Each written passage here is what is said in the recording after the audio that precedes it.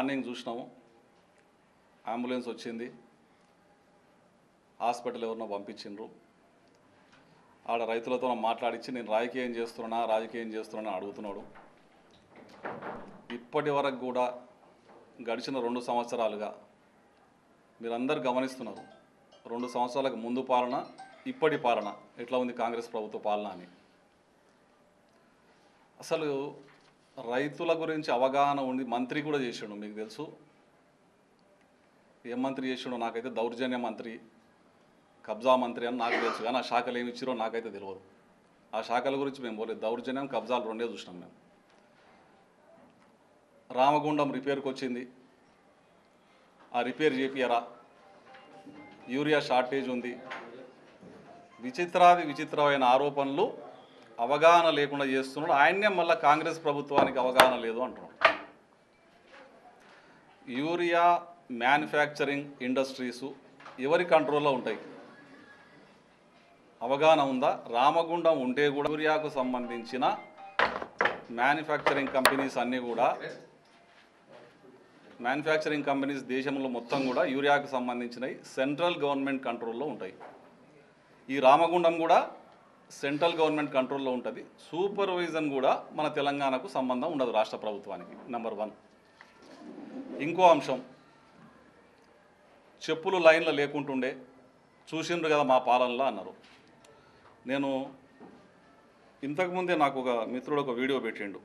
అంటే ఎంత విచిత్రమైన మాటలు అంటే, ఆయన చెప్పేటివి, లైన్లో చెప్పులు లేకుంటుండే మేము చేయలేకపోతుంటే మాకు ఇది జరగలేదు అని. వ్యవసాయానికి ఎదురుతున్న కర్షకుడికి అడుగడుగునా కష్టాలు ఎదురవుతూనే ఉన్నాయి. ఎరువుల కోసం రాత్రి పగలు పడి టీఆర్ఎస్ గవర్నమెంట్లో పోయినసారి మళ్ళీ అది కూడా ఫస్ట్ వచ్చిన సెకండ్ టర్మ్లో టీఆర్ఎస్ గవర్నమెంట్. అచ్చుమాయపల్లె గ్రామం. ఈ గ్రామానికి చెందిన రైతులు అనేక మంది యూరియా కోసం 3 రోజులుగా క్యూ లైన్లో నిల్చొనే ఉన్నారు. తమతో పాటు క్యూ లైన్లో ఉన్న ఎల్లయ్య హఠాత్తుగా మరణించడంపై రైతులు తీవ్ర ఆవేదన చెందుతున్నారు. యూరియా కోసం రోజుల తరబడి లైన్లో నిల్చోవటం వల్లే ఎల్లయ్య మృతి చెందాడని రైతులు అంటున్నారు. ప్రభుత్వం ఇప్పటికైనా స్పందించి యూరియా సరఫరాపై చర్యలు తీసుకోవాలని ఎల్లయ్య బంధువులు కోరుతున్నారు. 3 రోజుల నుంచి అలసిపోయి తల తిరగడం వల్ల కింద పడిపోయి మరణించడం జరిగింది. అసలైన రైతు టీఆర్ఎస్ గవర్నమెంట్లో ఉన్నప్పుడు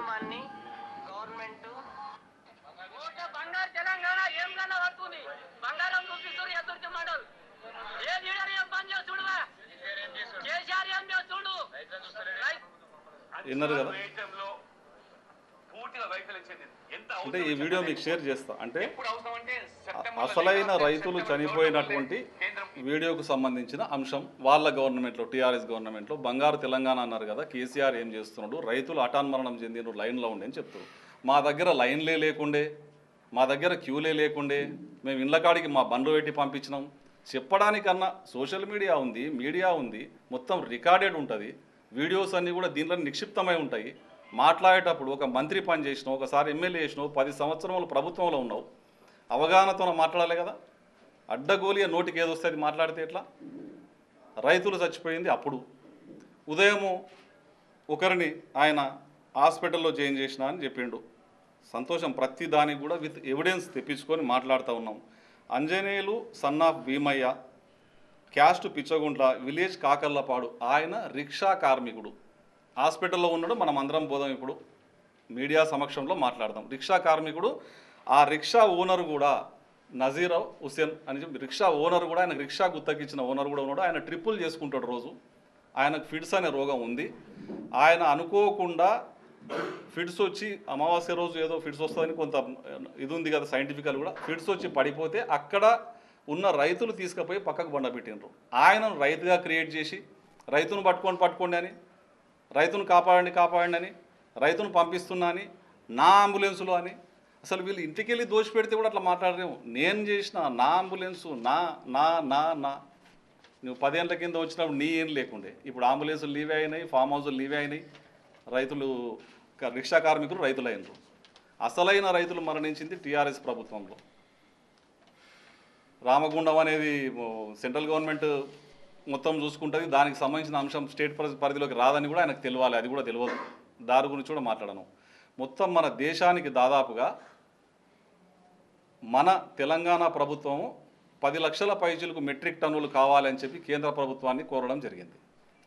దాంట్లో భాగంగా దాదాపు 4 నుంచి 5 లక్షల మెట్రిక్ టన్నులు కేంద్ర ప్రభుత్వం పంపించడం జరిగింది. ఇప్పటికే రైల్వే రేక్స్ అంటే పంపించడానికి, రైతులందరూ కూడా వినాలి ఈ మెసేజ్, పంపించడానికి అంటే రైల్వే గూడ్స్ అనుకోండి మీరు, ఆ రైతులు పంపించడానికి ఉపయోగపడే గూడ్స్ కూడా మొత్తం ఫ్లడ్స్ వచ్చినాయి వేరే దగ్గర.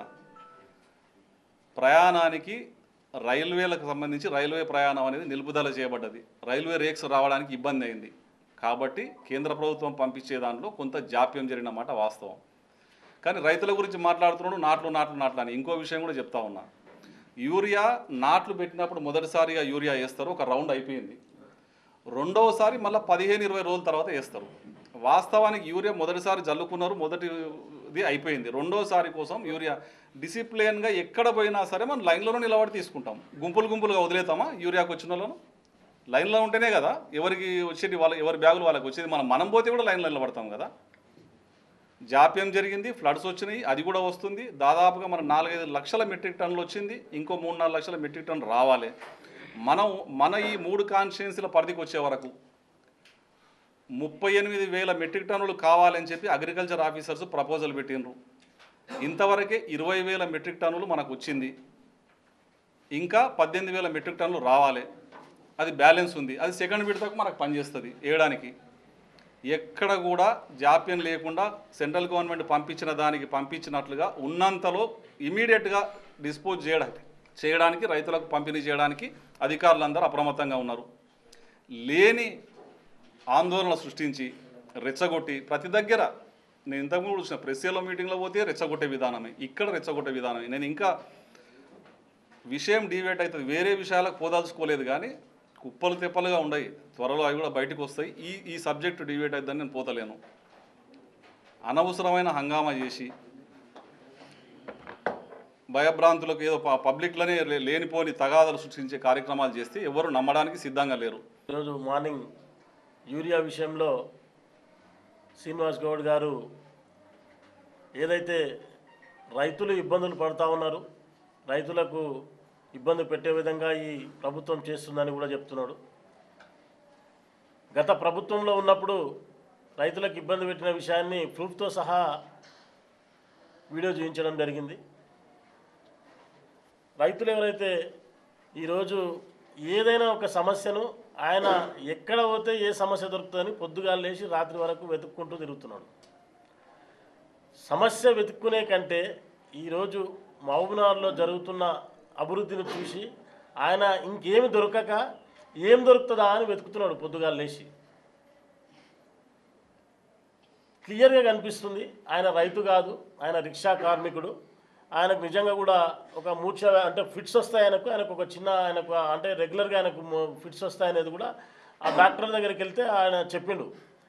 ఆంజనేయులు, పిచ్చగుంట్ల ఆంజనేయులు ఆయన పేరు. ఆయన వచ్చింది అసలు యూరియా కానే కాదు, ఆయన వేరే పని మీద ఆయన ఆరోగ్యం చూపించుకోవడానికి హాస్పిటల్ చూపించుకోవడానికి వస్తే అక్కడ ఆయనకు ఫిట్స్ వస్తే దాన్ని కూడా రైతు అని చెప్పి ఏదో ఒకటి దొరికించుకొని పబ్లిక్ను వీళ్ళు నమ్మే విధంగా ఆయన అంతా క్రియేటివిటీ చేసి అంబులెన్స్ తెప్పించి అక్కడే ఉండి ఆయన షిఫ్ట్ చేసి పంపించినట్టుగా చేస్తూ ఉన్నాడు.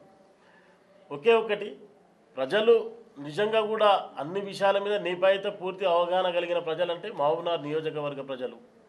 మహబూబ్నగర్ నియోజకవర్గంలో 10 సంవత్సరాలుగా నువ్వు ఎమ్మెల్యేగా మంత్రిగా ఉన్నప్పుడు నువ్వు పనులు చేస్తుంటే, ఏ పనైనా అభివృద్ధి పని కానీ ఇంకేదైనా పని చేస్తుంటే కూడా నాకు గతంలో ఎమ్మెల్యేగా గెలిచిన తర్వాత మళ్ళీ ఓడిన తర్వాత ఎన్ఎం శ్రీనివాసరెడ్డి గారు 10 సంవత్సరాలు మీ వైపు మళ్ళీ చూడలే.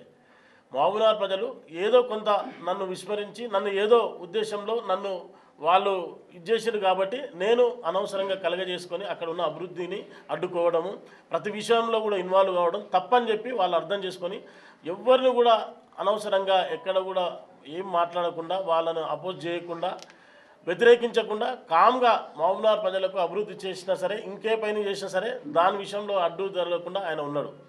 ఒకటి చెప్తున్నా, 2 సంవత్సరాలు కాకముందే